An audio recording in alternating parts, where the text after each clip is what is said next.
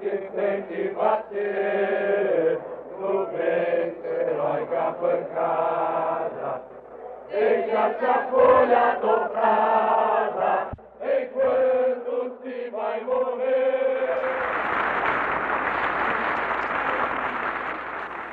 Chamamos de ditadura o regime em que o governo está separado da sociedade civil. Ditadura é o regime em que a sociedade civil não elege seus governantes e não participa do governo.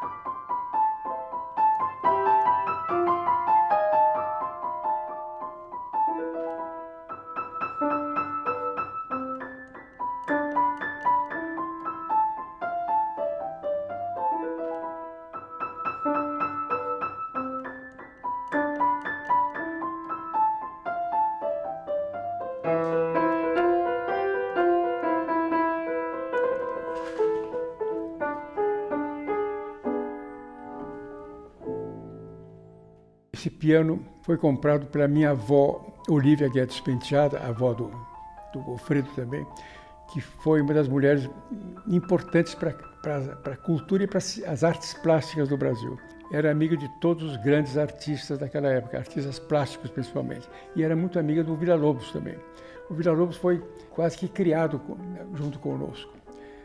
Ele compôs, eu sou testemunha disso, que eu também toco piano, compôs algumas músicas importantes neste piano, na casa de Olívia Penteado. Eu me lembro, Goffredo, eu ajoelhado no fundo da sala, às 2h da manhã, ouvindo o Villa-Lobos compondo músicas que hoje são famosas. Uma vez eu estava na casa dele, ele tocou violão, começou a tocar violão, tocava mais ou menos. E daí, o que aconteceu? Eu falei, mas, mestre, me conta, onde é que aprendeu a tocar violão? Ele falou, olha, quem me ensinou violão foi o Villa-Lobos. Né? Ele aprendeu a tocar violão com o Villa-Lobos. Onde? Na Fazenda Santo Antônio, que era da Olívia Guedes Penteado, depois dos pais dele, onde se recebia toda a intelectualidade, Semana de 22, todos os grandes intelectuais do Brasil conviviam na Fazenda Santo Antônio.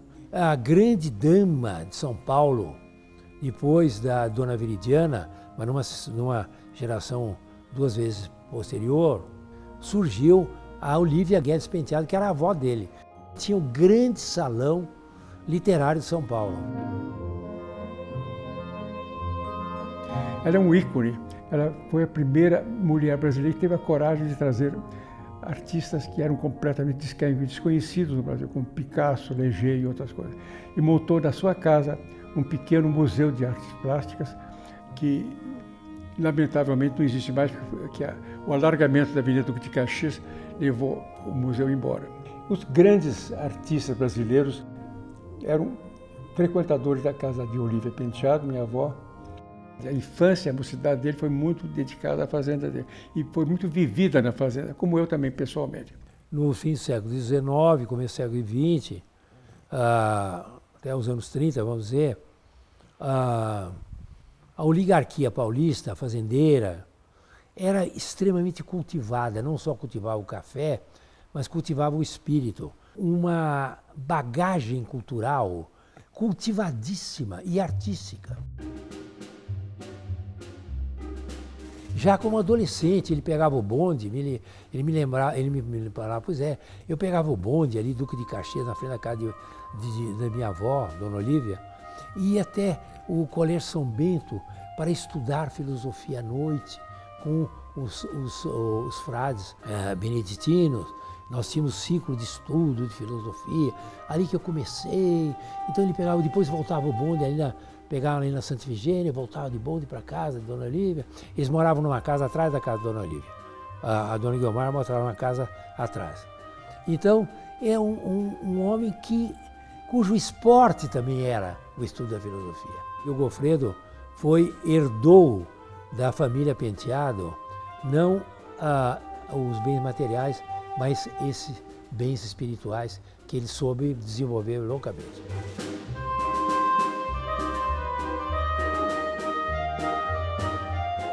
Estudou profundamente filosofia, depois a filosofia do direito. Ele foi, desde cedo, se engajando nas correntes políticas. Basta dizer que como um adolescente, um super jovem ainda, ele até integrou o movimento integralista brasileiro do Plínio Salgado, dentro daquele movimento nacionalista que sucedeu a Semana de 22, a afirmação do nacionalismo, dos valores nacionalistas, etc. Nós todos pegamos essa fase. O Goffredo foi o primeiro deputado integralista no Rio de Janeiro.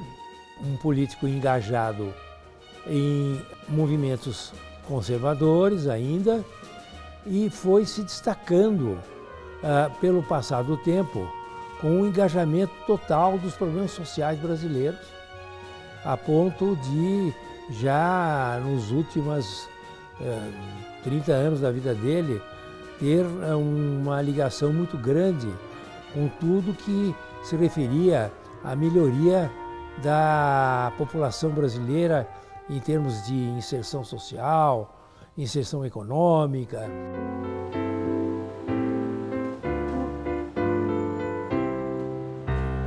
Quando se sente bater no peito, heróica pancada. A faculdade, que é de 1827, a primeira turma concluiu-se em 1832. Ela era constituída de alunos que estavam fazendo Coimbra, porque não havia nenhuma escola no Brasil. Então eles faziam lá, quando souberam que havia uma escola na terra deles, eles se transferiram para cá. Então formaram-se em 32. E houve um professor notável nesse período, o professor José Bonifácio de Andrada e Silva, também chamado de O Moço. Por que O Moço? Porque ele era neto e sobrinho do patriarca da Independência. Foi considerado um professor notável, tão apaixonante e apaixonado pelos alunos como foi o professor Goffredo. E o professor Goffredo, para nós todos que lemos a história, ele é o grande professor do século XX. Todos nós temos necessidade de uma educação sentimental, como dizia o Stendhal. É a educação dos bons sentimentos. E justamente o juízo jurídico não pode ser frio, não pode ser puramente lógico, porque isso pode levar a erros terríveis. E eu aprendi muito isso com o professor Goffredo. É interessante que ele falava muito pausadamente, ele não alterava a voz, era gago, um pouco gago, às vezes um pouco mais, um pouco menos na aula, o que no fundo dava até um charme para a aula, interessante. Ele sempre muito bem trajado, de paletó e gravata. Esperava-se então que ele fosse um homem frio, um homem cerimonioso. E ele não era, ele era um homem sentimental. Um jeitão assim meio aristocrático, assim meio distante, mas ao mesmo tempo profundamente afetivo, né? É uma coisa meio ambígua a personalidade dele deambulando, andando na faculdade de Direito, como quase que um monstro sagrado, né? Mas que as pessoas apaixonadas todas por ele. Era alto, elegante, uma figura aparentemente muito solene, mas gostava de dialogar. E os alunos gostavam dele, procuravam, tanto que ele criou o hábito de receber alunos na sua residência. E eu tive também este privilégio de ser um dos que frequentavam a residência. Ainda na qualidade de livre docente, em 1953. E foi no curso daquele ano, de 1953, que ele fez o concurso para professor catedrático. Então nós, jovens estudantes, no primeiro ano da Faculdade de Direito de São Paulo, tivemos a oportunidade de assistir o concurso dele de professor catedrático. E acompanhamos siderados para ver aquele homem brilhante, né? Quando ele foi aprovado, com grande mérito, ele deu uma festa para os alunos dele no apartamento dele. E naquela época ele era casado com a Lígia Fagundes Telles. E a Lígia Fagundes Telles era uma mulher belíssima, além de ser já uma literata de primeiríssima ordem. E aquele casal, aquela euforia, todos os estudantes lá embaixo, o prédio, acho que eles moravam no 6º andar, qualquer coisa, e todos os estudantes lá embaixo aclamando, aclamando. Depois invadimos o apartamento, fizemos parte da festa. Então foi um momento histórico da nossa vida, e um momento sentimental de poder compartilhar com o grande mestre, ainda naquela época muito jovem também, esse momento de consagração dele como grande filósofo do direito que ele era, e grande professor também.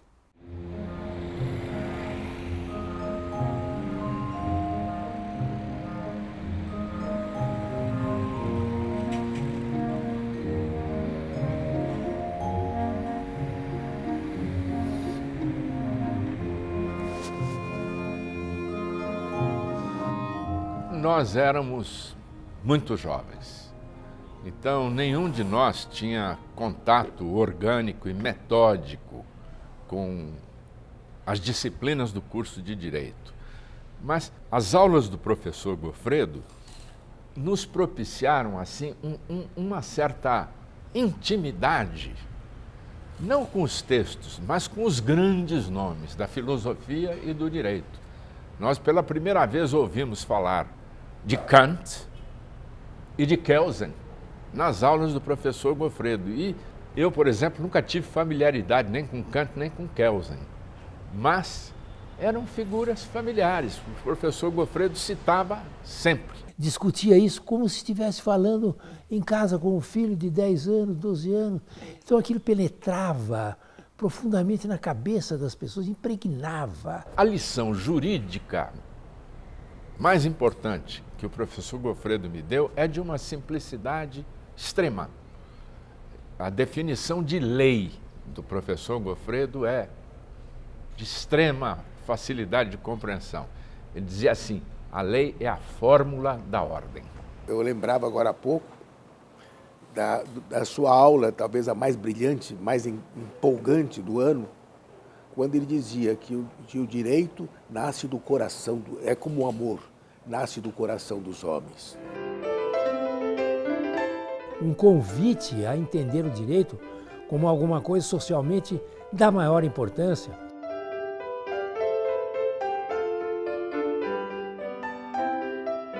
As aulas dele eram verdadeiras conferências, assistidas não só pelos alunos, mas por outros que vinham de outras classes, até mais adiantadas, para ouvi-lo.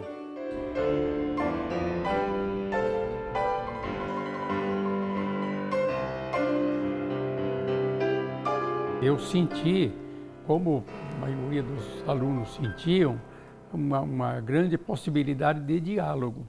Aliás, é um aspecto muito interessante da personalidade do professor Goffredo. Ele usava um português corretíssimo, não usava gíria de maneira alguma, construía muito bem as frases, com muita lógica, mas não era pedante. Era uma linguagem muito bonita, mas clara, e argumentava com muita lógica, de maneira que nós acompanhávamos sem nenhuma dificuldade todas as exposições dele. E isso, na circunstância, foi extremamente importante, porque nós estávamos começando o curso de Direito.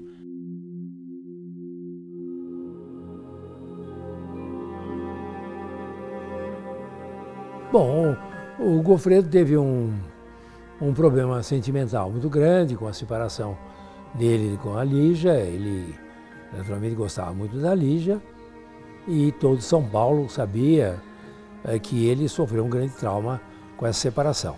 E ele entrou numa grande depressão que se refletiu inclusive na Faculdade de Direito, em que ele mostrava sinais durante um curto período de cansaço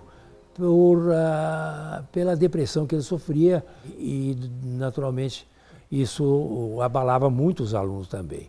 Mas não na mensagem, no físico, na maneira física que ele ia, às vezes um pouco até desconcertado, um pouco arrumado na faculdade, aquele homem que era um aristocrata típico. Mas isso passou logo. Os alunos e os colegas, naturalmente, dele ficavam muito preocupados com isso, porque ele era amado. O Goffredo não era um problema de ser gostado, o Goffredo era uma pessoa amada, é diferente. Ao mesmo tempo, ele era um homem de uma reserva. Eu convivi muito com ele, posteriormente, quando eu já era professor da faculdade. Então, ele sempre repetia, eu tenho o meu jardim secreto. E todos nós temos que ter o nosso jardim secreto. Não admitia que se chegasse a ele para dar um conselho para ele. Isso, evidentemente, que não. Você podia discutir ideias, fora, coisa, mas da parte dele, ele tinha o jardim secreto dele, não admitia que ninguém ingressasse no jardim secreto. Exatamente durante o nosso período universitário, que ele viveu aquilo que, na sua autobiografia, ele chama de anos turbulentos. E como ele era extremamente respeitado pelos seus alunos, respeitado e querido, era uma figura carinhosa. Então, ele jamais deixou de cumprir a sua obrigação na faculdade. Pontualmente, às 8h15 da manhã, ele estava lá para dar sua aula. E era, como nós já dissemos, sempre uma aula brilhante. Então, essa fase da vida pessoal dele, ele próprio narra no seu livro autobiográfico, que se chama Folha Dobrada, que cessou, por encanto, no dia que ele se encontrou com Maria Eugênia Raposo do Amaral, minha querida colega de turma, e com quem se casou e viveu até a morte.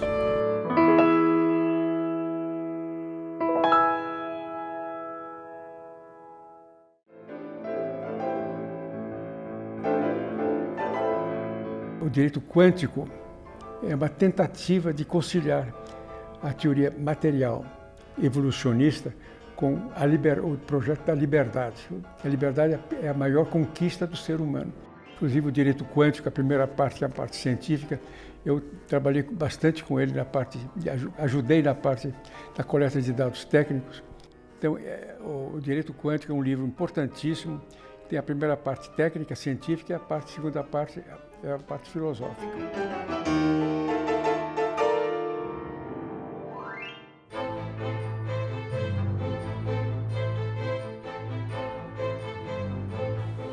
Nós estamos no restaurante do Círculo Italiano e foi neste local que o Flávio, eu e o Almino Afonso, num almoço, como tínhamos sempre, almoçávamos juntos como amigos, começamos a cogitar de que precisava criar um fato novo, importante, para substituir a cerimônia oficial de 150 anos da Faculdade de Direito, que iria ser organizada pelo diretor da faculdade, pela diretoria da faculdade. Não é isso, Flávio? Exatamente. Tudo começou nessa mesa. Nessa mesa, exatamente nessa mesa. Mas não imaginávamos, antes de vir para cá, não imaginávamos o que fazer. Foi desta mesa que surgiu a ideia da Carta aos Brasileiros. O ano era 77 e o regime militar já estava muito decadente. Quer dizer, já tinha perdido o discurso, né?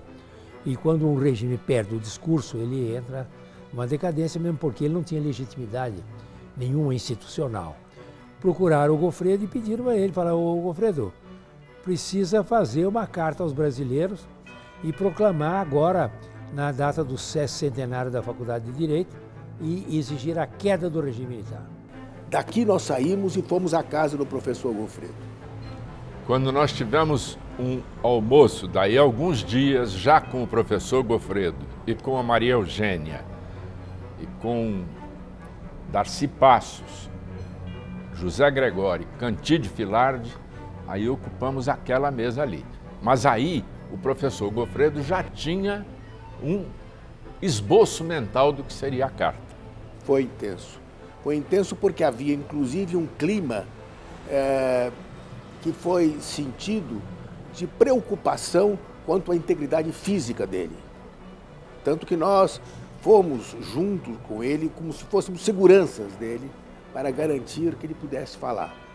E nós sugerimos antes, numa dessas reuniões que nós tivemos na casa dele, que tivesse um orador antes dele. E nós escolhemos o Zé Gregório para ser o orador. Ele minutou de próprio punho a carta. Ele já tinha uma espécie de esboço dado pelo professor Goffredo quando me procuraram.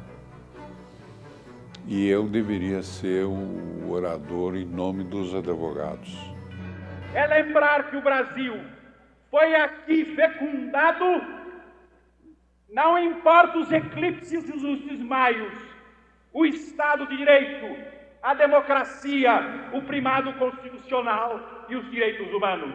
Que assim seja neste século e meio e no próximo.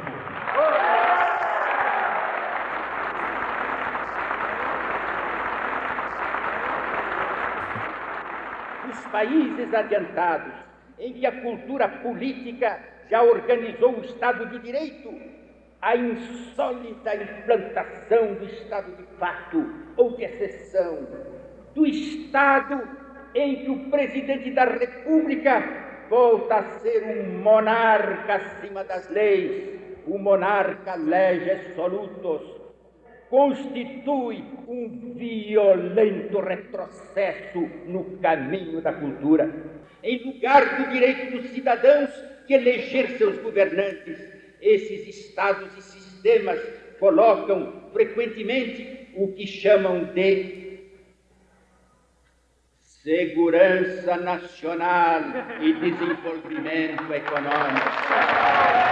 E chamamos ditadura de ditadura. O Brasil não vive uma democracia, o Brasil vive uma ditadura. Chamamos de ditadura o regime em que o governo está separado da sociedade civil. Ditadura é o regime em que a sociedade civil não elege seus governantes e não participa do governo. Ele terminava a carta, a leitura da carta, com um brado ao mesmo tempo, um brado ambíguo, ao mesmo tempo de esperança e de desespero. Ele dizia: o povo brasileiro quer uma coisa só, o Estado de Direito já. E foi a partir dessa proclamação que, alguns anos depois, surgiu a campanha pelas diretas já. A Carta aos Brasileiros não é um manifesto. Ela tem o peso de um laudo, de um parecer jurídico, de alguém que entendia e alguém que sabia o que era a Constituição, o direito constitucional, e que, portanto, fez assim a radiografia do Estado brasileiro naquela ocasião. Eu me lembro que o Jornal do Brasil reservou, acho que a primeira página, para transcrever a Carta aos Brasileiros, e a partir daí as pessoas puderam assinar, não só os bacharéis em direito que estavam presentes, mas abriu-se para que todo o povo pudesse assinar a Carta. A Carta é um marco histórico da resistência democrática no Brasil.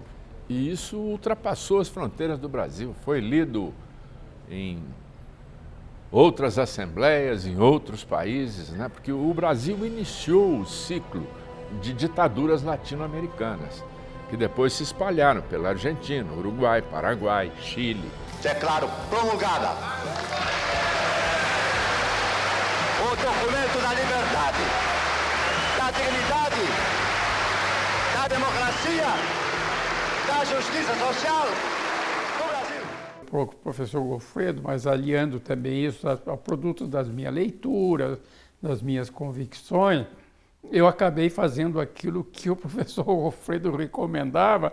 Eu fui um militante pela Constituinte. Então, desde o começo, instalada a ditadura, iniciadas as tremendas violências, mas também, lembrando os ensinamentos do professor Goffredo, eu comecei a trabalhar pela Assembleia Nacional Constituinte. E eu fui aquilo que eu costumo dizer, um caixeiro viajante da Constituinte, porque eu viajava pelo Brasil inteiro, explicando o que era a Constituinte e estimulando a participação. Em 1959, que foi o ano de minha formatura nesta faculdade, ele publicou um livro, Lineamentos de uma Nova Constituição para o Brasil, em que ele sustentou, a meu ver, pela primeira vez, a necessidade da participação popular no processo legislativo. E eu aprendi isso e, vários anos mais tarde, procurei que um projeto de lei fosse apresentado a esse respeito. E a Constituição de 88, como se sabe, aceitou a participação popular no processo legislativo. É um povo organizado, mas livre, porque ele é que tem competência, mais do que ninguém, para defender seus interesses e seus direitos. E o poder legítimo era e é e continua sendo o do povo. Os demais, os que ocupam cargos legislativos, executivos, o que for, são todos agentes do povo. Mas a legitimidade está no povo. E isto eu aprendi com o professor Goffredo.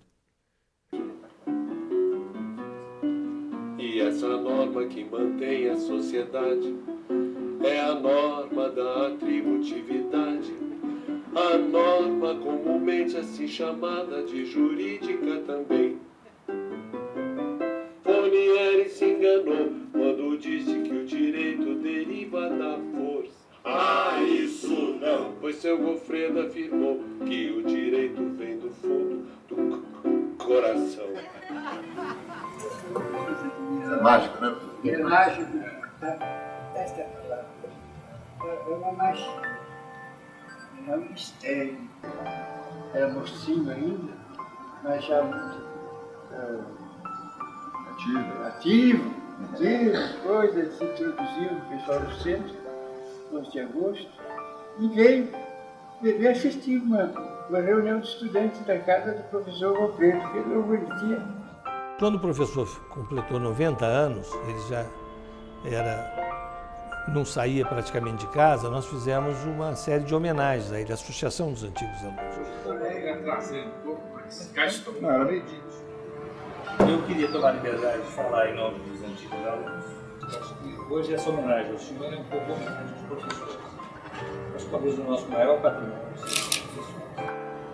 Com honra, orgulho e gratidão, outorga ao professor Dr. Goffredo da Silva Teles, arauto da liberdade. Meu pai era professor, minha mãe também era professor. Eu a vida inteira lidei com professor na minha infância e juventude. Depois me tornei também professor. Mas que eu conheço muito bem a diferença entre um professor e um educador. Né? E ele era um educador. Ele estava ali com uma missão humanitária, uma missão de desenvolvimento da sociedade humana.